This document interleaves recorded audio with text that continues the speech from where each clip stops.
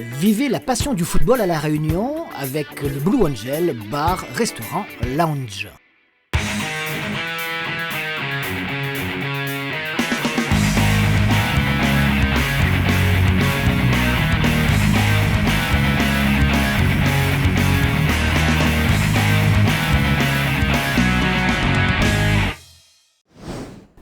Bonjour, nous sommes le dimanche 5 octobre, merci et bienvenue dans votre émission sur le football local 97.4 Foot.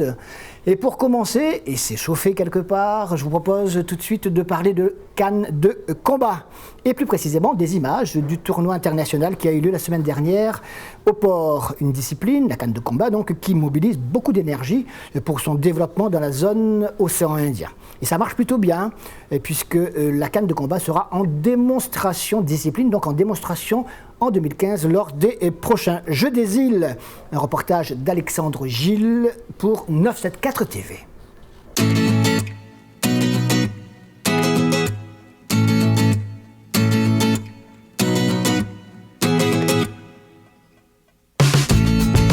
Nous sommes au complexe sportif municipal du port. Et puis nous organisons le 10e tournoi de l'océan Indien de CAN de combat. Ce tournoi sert à se faire rencontrer tous les tireurs de Comores, Mauriciens, Malgaches et Réunionnais pour l'instant jusqu'à ce qu'on puisse développer encore d'autres pays de la zone. Ça sert simplement à augmenter le niveau dans la zone. Il y a beaucoup de champions là-bas pour le CAN.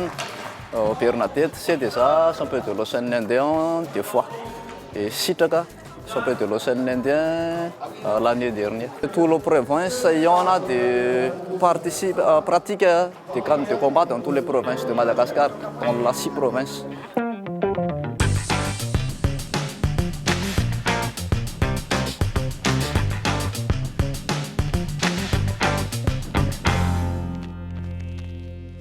Et puis c'est un sport aussi que nous essayons de faire innover régulièrement, constamment, notamment, comme vous pouvez le voir sûrement derrière moi, par la mise en place d'un système de jugement entièrement informatisé, avec affichage en temps réel des scores. Ça rajoute de l'intensité, le public arrive à suivre les combats en temps réel, à comprendre les choses et ça permet vraiment ça donne de la tension au fur et à mesure des assauts.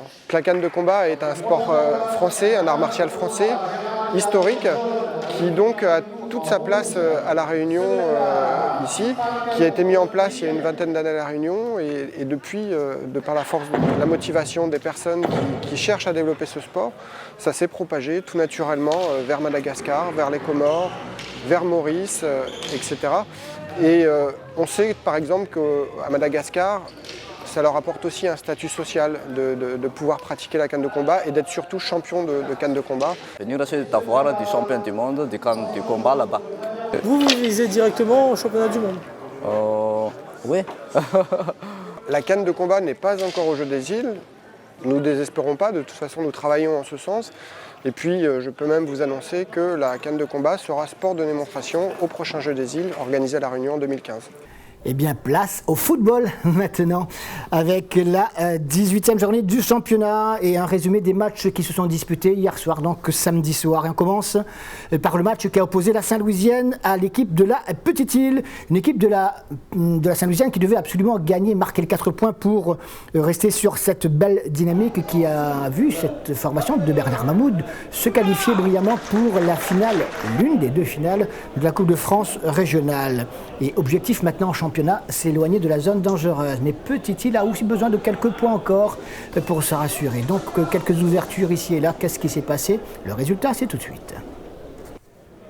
Eh bien, côté Saint-Louisien, tout de vert vêtu, comme d'habitude, il a fallu être particulièrement patient, puisque tout au long de la première mi-temps, on ne les a pas vus sur le plan offensif. Vincata Sala, le gardien de Petite-Île, commençait à s'ennuyer quelque peu. Par contre, les Petits-Îlois, bien en jambes, ont une superbe occasion au cours de cette première période. Vous avez vu la reprise d'Adrien Lecomte, puis celle-ci qui oblige à nouveau Botta à claquer en corner. C'est la plus belle occasion pour la Petite-Île. Elle ne repassera plus, puisque l'équipe saint-louisienne en seconde mi-temps va trouver la faille grâce à ce ballon sur la tête de l'attaquant Visnelda. Et finalement, une petite charge ou pas sur le gardien Vinqueta Sala. La balle est reprise par un buteur. Il a le sens du but. Regardez le coup de tête qu'il donne, Faisal Zagar, même si on peut s'arrêter sur ce ralenti, voir s'il y a faute ou pas. Oui, il y a un contact avec le gardien. Alors, toujours est-il que cela va avoir des conséquences. Oui, on peut parler également, là, effectivement, d'une faute sur le gardien qui n'a pas été sanctionnée.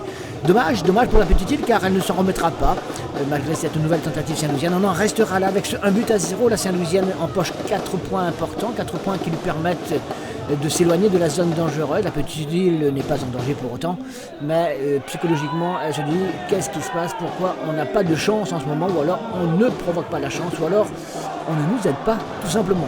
On entendra tout cela dans les interviews de l'émission de demain soir. En tout cas, victoire de la Saint-Louisienne, 1-0 sur la petite île. On reste dans ce secteur des équipes encore menacées par la relégation et on va donc à la Ravine des Cabris pour Capricorne, Jeanne d'Arc. Et là, c'est un match encore plus important au niveau des points attribués car les deux équipes ont absolument besoin de gagner. Alors, qui a gagné? Ou alors un simple match nul? Capricorne, Jeanne d'Arc, c'était au stade de la Ravine des Capris. On ne va pas vous refaire l'histoire de cette pelouse du stade de la Ravine des Cabris, ces grillages qui sont devant, maintenant quelques spectateurs qui sont dans le champ de la caméra, mais enfin, c'était un match important. On a donc déplacé notre meilleur caméraman du coin pour partir nous ramener quelques belles images, en tout cas les plus belles qu'on pouvait espérer, avec tous deux jeunes vêtus, la Capricorne et Salomon Kei, et qui se crée une occasion au cours de la première période. Ce sera toujours 0-0 du reste entre les deux équipes à ce moment-là.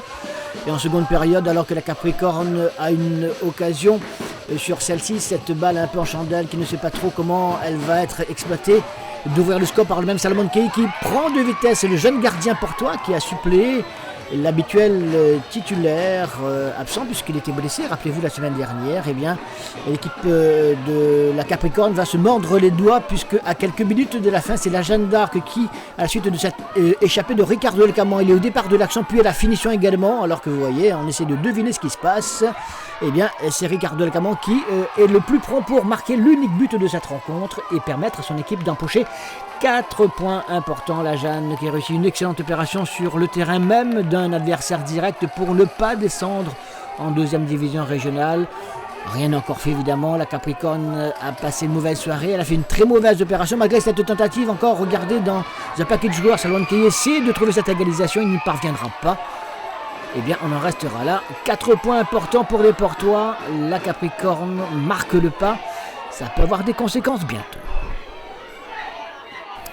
Après le bas de tableau, eh bien on se hisse, et c'est logique, dans le haut de tableau pour regarder ce qu'a fait par exemple le leader Saint-Paulois. À domicile, les Saint-Paulois recevaient l'équipe de l'USB qui, elle, se bat pour le maintien parmi l'élite. Et d'aucuns pensaient que cette mission de Saint-Paulois était simplement une formalité. Alors, est-ce que c'était vrai de penser comme cela ou pas ? Si vous ne connaissez pas encore le résultat, ne va pas vous laisser plus longtemps dans le doute. Les joueurs de la Saint-Pauloise avec leur maillot rouge, eh bien, sont les leaders du championnat alors que l'USB traîne dans les profondeurs du classement. Ce n'est pas par hasard, on va d'ailleurs là rapidement le voir, non pas rapidement, tenez, il a fallu quand même attendre la 36e minute du match pour voir les Saint-Paulois se créer la première vraie occasion de but, une occasion enfin transformée par d'abord cette action menée sur le côté droit, Siala Chamba, de bon relais avec finalement côté gauche bien démarqué Sébastien Odule qui frappe au premier poteau, qui prend à contre-pied le gardien Ludovic Brudin. À quelques minutes donc de la pause, 38e exactement, les Saint-Paulois ouvrent enfin le score et vont même regagner les vestiaires avec un deuxième but, superbe ciseau envolé dans l'axe du buteur actuel de cette équipe saint-pauloise, en l'occurrence Antoine Razolofo, qui revient en très grande forme au bon moment, un moment où son équipe, vous le savez sûrement, joue sur les 3 tableaux comme l'équipe de l'Excelsior. Mais là, c'est le leader du championnat qui s'exprime.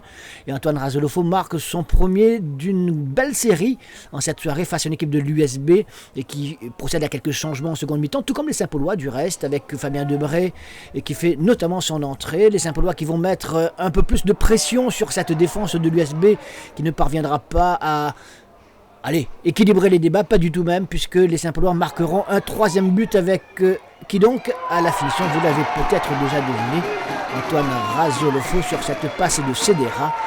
3-0 à ce moment-là. On joue depuis exactement 1 heure dans cette rencontre. Et puis 4-0 quelques minutes plus tard. Une équipe saint-pauloise insatiable qui déroule tranquillement. Regardez les passes à 8, à 10, ça y va sans aucun souci.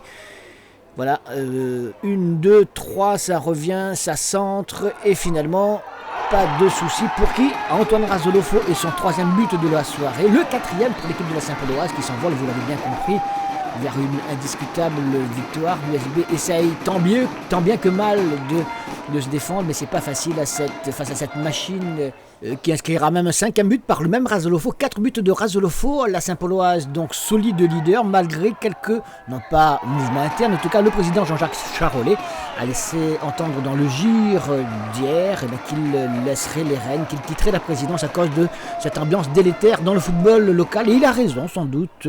Au niveau de la Ligue, on ne peut pas dire que ce soit une grande sérénité. C'est une année en tout cas un peu pourrie de ce côté-là avec des décisions totalement surprenantes. Enfin, on ne refait pas l'histoire, n'est-ce pas?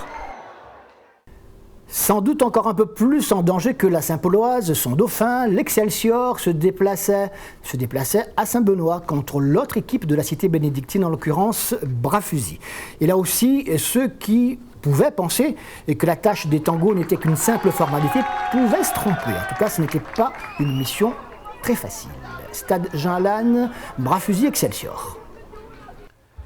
Et pour ne pas douter, l'équipe de l'Excelsior, avec son maillot orange de son capitaine Faro, eh bien, devait absolument prendre les choses en main dès les premières minutes. C'est ce qu'ils vont faire, et fort bien, puisque dès la 4e minute de ce match, alors qu'on s'attarde quelque peu sur les échanges d'amabilité entre notamment les deux coachs, en tout cas Assati, le coach adjoint de Fares Bouzdira, eh bien l'équipe de l'Excelsior, je vous disais, dès la 4e minute va ouvrir le score à la suite de cette action dans l'axe avec ce tir de Faro détourné en corner, un corner qui précisément va être rapidement joué pour Roberto Elcamon. Regardez le boulet de canon, ça rappelle celui de son frère, n'est-ce pas, Ricardo Elcamon, qui joue désormais à la Jeanne d'Arc, qui la semaine dernière en avait décoché une pareille. Et bien là, ça tient de famille visiblement, il y a de la puissance dans la frappe et ça fait un but à 0 et ça permet à l'équipe de l'Excelsior de tranquillement voir venir évidemment ce qui pourrait se passer au cours de ce match qui est encore long, parce qu'en face il y a quand même l'équipe de Bras-Fusil qui n'est pas la dernière venue, loin de là, même si c'est une équipe promue, faut-il encore le rappeler.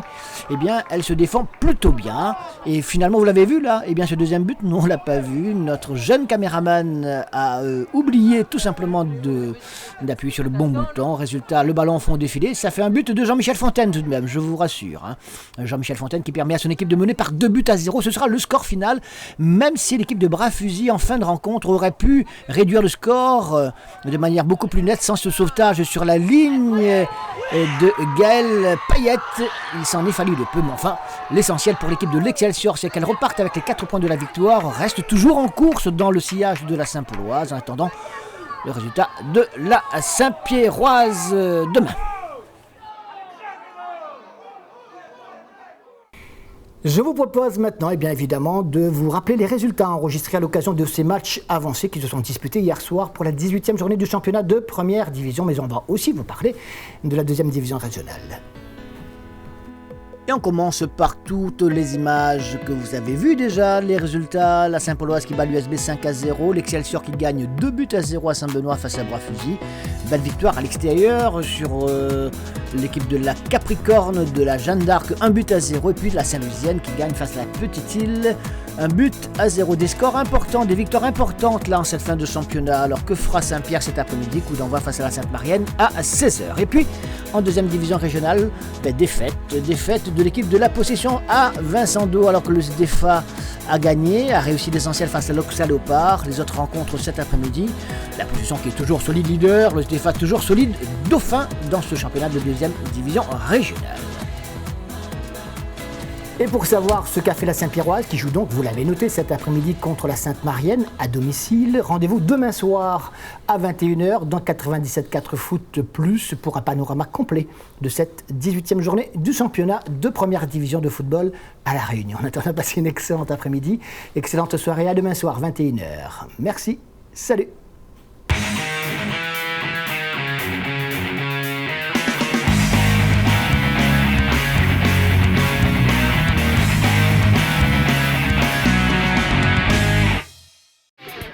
Vivez la passion du football à La Réunion avec le Blue Angel, bar, restaurant, lounge.